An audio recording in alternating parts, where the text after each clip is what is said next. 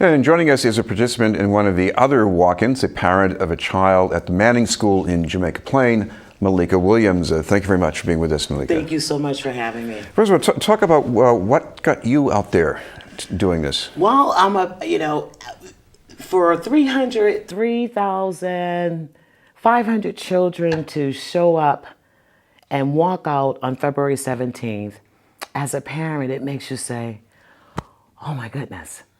Oh my goodness, my children, or these children, know how to stand up for themselves, but in a way where they can be heard and have conversations to support their education. And as a parent, when your kids are doing that, you know you have to be involved. And so that's why I'm here. That was such a moving piece. I was at work and I'll never forget, oh my God, everybody was like running in the break room. I'm like, oh my, and they were just coming through the comments. So that's why I'm here and I care. Well, when I was outside the Tobin this morning, this was not a protest against the school. At worst, these were people, students and parents who were afraid that something they liked might be threatened or lost or cut back. What about your case at the Manning? Well, the Manning is... The good thing about the Manning is that we have parents that are so active. When I tell you that these parents, we get together and we make it happen. But just because parents, that's our job as a parent. We want the best for our children, right? But we also live in a state where we pay taxes, and there are responsibility of our politicians that are in control of the monies to support our schools. There's a due diligence to our students.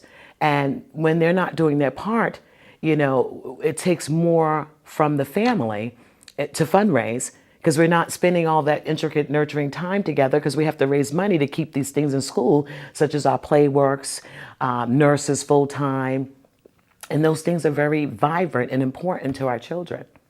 What about your child?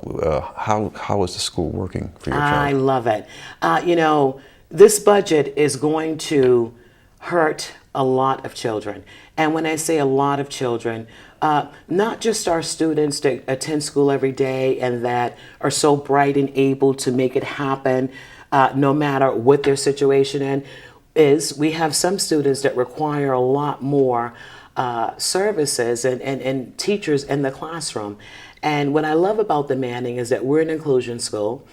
We do responsive. Now, for people who don't understand that, this is including different kinds of students, some with emotional or learning disabilities. That's right. Students that have what we call an IEP. An IEP is an individual learning plan. So it tells the teachers how a student best learns, and whether it means that they need extra component time with a teacher on math or a teacher with reading, or they might need to take a break. It tells them really how this child learns best.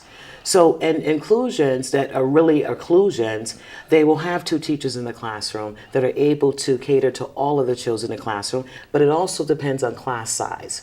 So the Manning has been really successful in keeping their classroom sizes small. However, with the budget that we have, and as you see, I think you're pretty much aware, a lot of our budget, they say, is spent on the children that cost us the most to educate, which they're saying are children with the disabilities.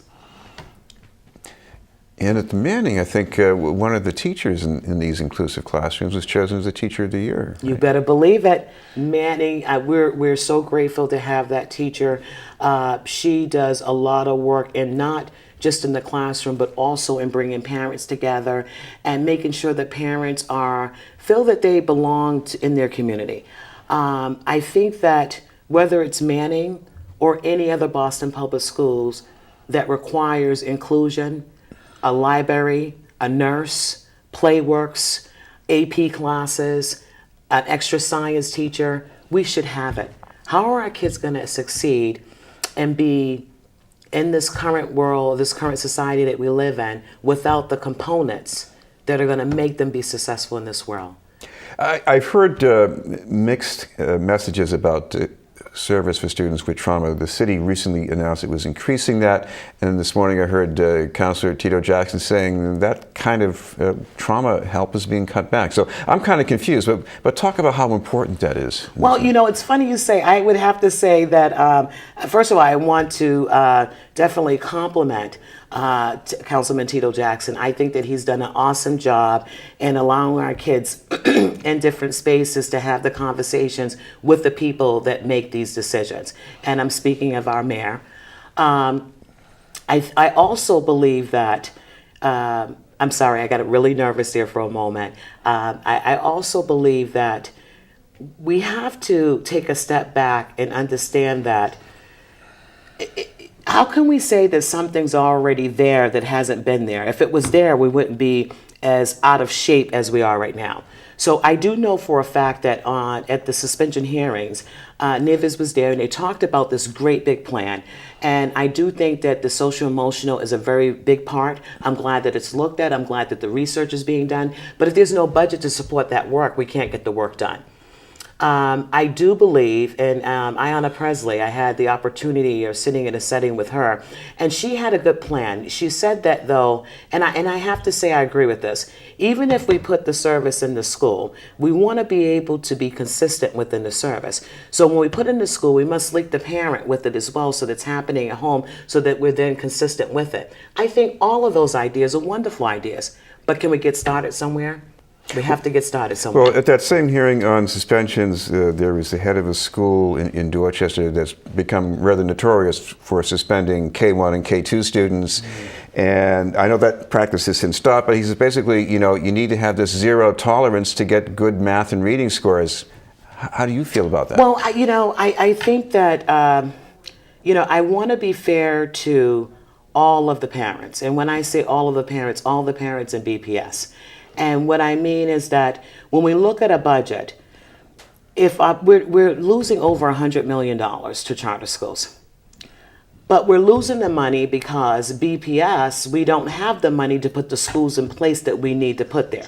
So parents are in this tight situation and have to refer to a system that they want their child to have an education.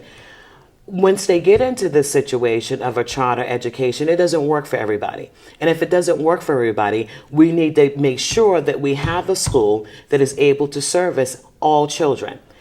BPS can do that with funding. We have the record to show that we can do that with proper funding. All right, well, thank you very much for being with us. Thank you so much. Malikka Williams.